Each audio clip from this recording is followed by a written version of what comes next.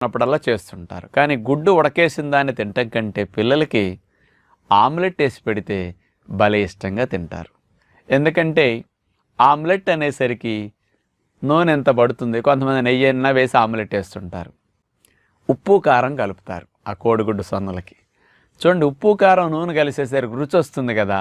ఇంకేమీ కలపరు, సింపుల్గా ఆ గుడ్డట కొట్టడం, ఒక కప్పులు వేయటం, ఇంత ఉప్పు కారం వేయటం.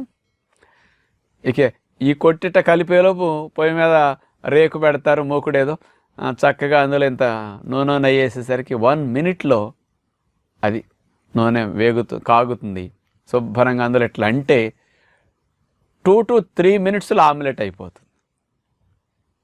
1 minute తినేస్తాం ఆమ్లెట్. సింపుల్, టేస్ట్గా ఎంజాయ్ చేసినట్టు అనిపిస్తుందని.